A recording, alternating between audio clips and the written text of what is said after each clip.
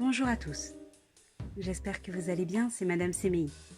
Cette vidéo, elle va vous présenter le chapitre sur lequel on travaille actuellement, déjà via Éclat et via vos mails. Elle va vous permettre d'approfondir et de comprendre les notions que nous avons déjà un petit peu abordées. La vidéo commencera dans quelques secondes. Prenez un stylo, installez-vous. Et c'est parti! Le chapitre que l'on voit actuellement est le mouvement d'un objet. Alors, on va étudier ce chapitre. Tout d'abord, le mot mouvement. À quoi ça vous fait penser? Essayez d'y réfléchir. Et pour vous, c'est quoi un objet? Un objet, ça peut être des crayons de couleur, un train, comme on a vu dans l'exercice précédent, des pierres, une personne, un groupe de personnes, mais aussi le plus adorable des chatons. Finalement, on peut se demander comment on fait pour décrire le mouvement d'un objet. Vous voyez ce ballon de foot? Il part d'une position pour aller à une autre. Alors là, sur cette image, la position centrale, on l'appelle position initiale que l'on marque avec un X.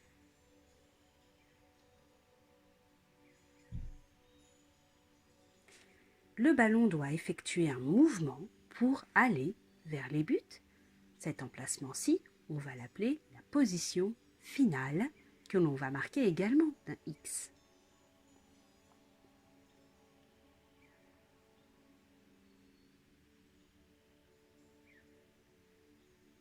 Ainsi, on peut dire que pour aller de la position initiale vers la position finale, le ballon a dû effectuer un mouvement. Voici quelques exemples d'objets en mouvement.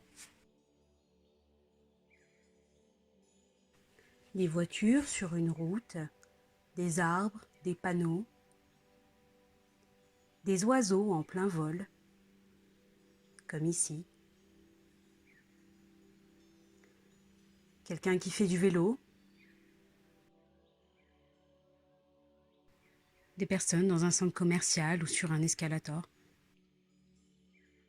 Système et référentiel.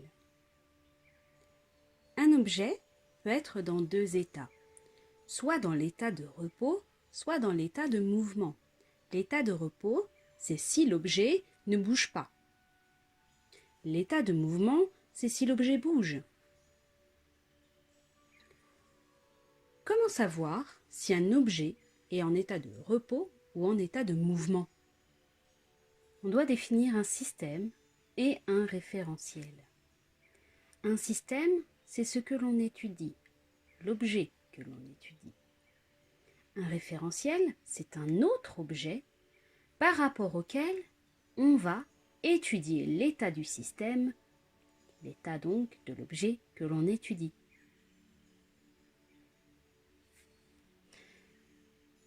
Voici un exemple qui va apparaître juste devant vous. Nous voyons un arbre. Devant cet arbre passe un vélo. J'étudie le mouvement du vélo. Le vélo est en état de mouvement par rapport à l'arbre. Le système ici, c'est le vélo, parce qu'on étudie son mouvement, et le référentiel, c'est l'arbre. Imaginez-vous à la place du cycliste. Voyez-vous l'arbre immobile ou en mouvement?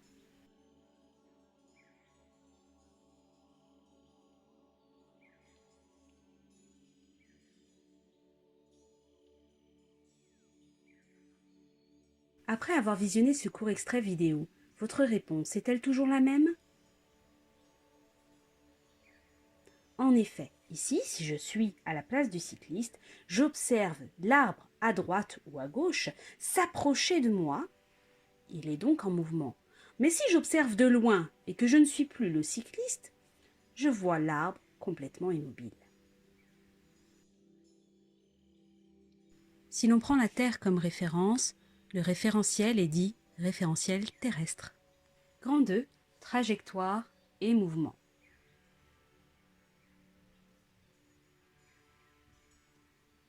Observez ce même ballon. Rappelez-vous ce qu'on a dit. Quand un objet est en état de mouvement, il se déplace dans un référentiel choisi. Il part d'une position initiale vers une position finale. La trajectoire, c'est tout ce qui se passe au milieu. Vous voyez, ici, on observe plusieurs positions qu'a pu prendre le ballon entre la position initiale et la position finale. On a tracé les points avec une croix. Si la trajectoire est comme ici une droite, alors le mouvement est dit rectiligne. Observez cette horloge.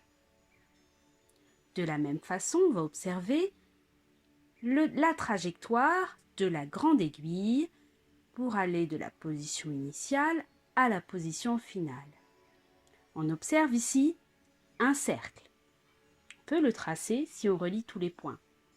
Si la trajectoire est un cercle, alors le mouvement est dit circulaire.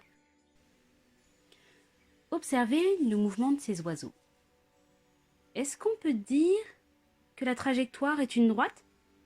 Est-ce qu'on peut dire que la trajectoire est un cercle? Est-ce qu'on arrive à le définir? Non, je ne pense pas. Et vous non plus, à mon avis. La trajectoire ici, on va dire qu'elle est indéfinie. Si la trajectoire est indéfinie, alors le mouvement, il est quelconque. Cela signifie que ce n'est ni rectiligne, ni circulaire, peut-être un peu des deux, mais qu'on ne peut pas le définir à proprement parler. Dans cette vidéo, on a vu beaucoup de nouvelles notions. La notion d'objet, de mouvement, de système, référentiel, trajectoire, ça fait beaucoup de choses à comprendre et à apprendre. Voici une petite fiche synthèse qui va vous permettre de comprendre ces différentes notions, qui reprend un petit peu ce qui a été dit dans la vidéo. C'est une fiche synthèse que vous avez déjà, elle est déposée sur l'ENT. Alors, on a vu la notion de système et de référentiel. Un système, c'est ce que l'on étudie. D'accord? Rappelez-vous, c'est l'objet que l'on étudie, celui dont on va étudier le mouvement. Un référentiel, c'est l'objet de référence par rapport auquel on étudie l'état d'un objet, donc si son état est un état de repos ou un état de mouvement. Si par contre cet objet de référence, c'est la Terre, on appellera ce référentiel le référentiel terrestre. Pour rappel, un état de repos, c'est un objet dont la position, elle ne va pas varier dans le référentiel choisi, elle va être toujours la même pendant un certain temps.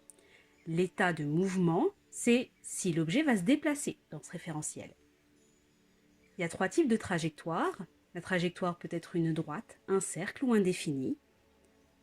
Si la trajectoire est une droite, le mouvement est rectiligne. Si la trajectoire est un cercle, alors le mouvement est circulaire. Si la trajectoire est indéfinie, alors le mouvement est quelconque. Merci à tous d'avoir visionné cette vidéo. J'espère qu'elle va vous aider à mieux comprendre les différentes notions abordées récemment. À bientôt. Prenez soin de vous.